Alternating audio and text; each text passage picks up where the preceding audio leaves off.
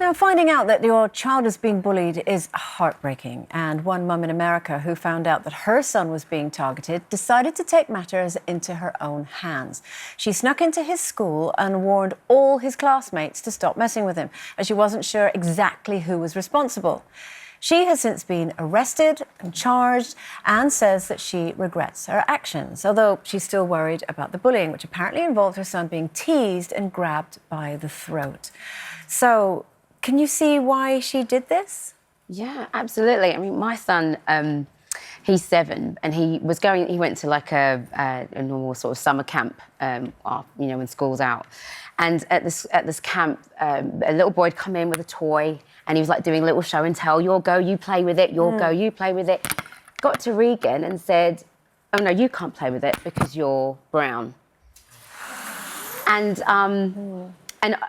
obviously Regan knew that that wasn't right, and he felt bad. And then the teacher obviously identified that this was wrong and took the child away. And this particular setting, I think, handled it perfectly. So they basically phoned the parents straight away. Regan was upset, phoned the parents straight away, and the child was told to be removed from the setting. And the parents said, and told not to bring the child back until they'd sort of rectified this situation, which I think was the right thing to do. But it's for me, it's terrible that at 6 or at 7 that he should be even exposed to that. I mean, I hadn't had that conversation with Regan. It wasn't necessary to do so. Everybody is the same in my book. And it's not even really the other 6-year-old's fault, is it? It's just that nobody's taught him that that's not the way to behave. Well, it's not something you say. I think that's relative to whatever situation's going on, because sometimes if you're taught that that's okay by a parent or by an outside person, then that is wrong in terms of that behaviour. Because he wasn't just identifying that boy had a different colour skin. He was saying you can't play with it because you're that. So he was just saying you're like an outcast. You're not part of that. I mean, that's a little pushing the line there. Absolutely. And there was another incident in a different setting where a similar thing happened, but I didn't think the setting had handled it very well at all. And so I did have to take matters into my own hands, because I felt like my son was supposed to be there for the duration of the whole of the summer, and I was like, I'm not going to have him being ridiculed or made to feel uncomfortable. So I ended up, calling and emailing and saying, look, whatever you're doing, and the argument from the setting was that we have a policy. I said, well, great, but your policy isn't working, because if he can go to the setting and have this happen to him, it's not working.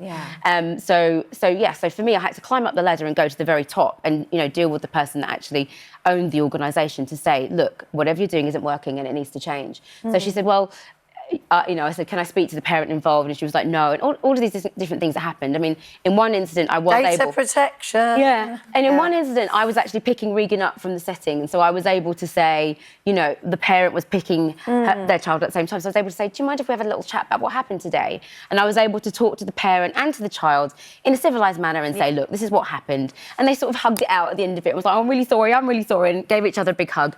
And us as parents were able to talk about it as well. And I think that's important, because it's preventing that from happening again. But it's interesting that you said data protection, because apparently that was why this mum went in, because she wasn't able to find out exactly who it was. Do you think things have changed, obviously, from, years gone by? If something was happening, like, say, for example, we found out it was one of our children that was doing it, not only would they get in trouble from the school, but they'd get in trouble at home, whereas now it seems to have... Well, I guess also you have to think in this day and age, so, for example, in your situation, that the other boy is 6 years old as well, and clearly is ignorant, I think, probably rather than racist, because he's not been taught any better. And you've got to be careful not to victimise another 6-year-old in the process of sorting out the situation. So I think you handled it brilliantly by talking to the parents. But the message in general is to embrace people that are different, whether you're disabled in a wheelchair, whether you have darker skin, that we're all the same people at the end of the day. It's that basic lesson, but I do think it's a difficult thing to navigate, because your situation was wholly valid to get involved. But I think a lot of parents get involved in things that in my day were just like everyday occurrences, and kids need to learn how to cope in those situations, without mum or dad bowling in and solving all their problems. The one in America. So I think a lot of schools have have to deal with overzealous parents. So sometimes they go the other way, and when there's a genuine issue, they don't sort it out properly. You can't have a parent storming into school. And in America as well, the security is so tight. You know, for security reasons, they just can't have parents turning up. Yeah, what if it wasn't a parent? It could have been someone that was, you know, wanting to cause some issues, you know. So even if it's done, and even you know, as in her case, if it's done with the best of intent, of course. But you know, if it's your child, though, even the most rational, logical of people, emotions come into it, don't they? Yeah. Sort of cloud the brain. Yeah.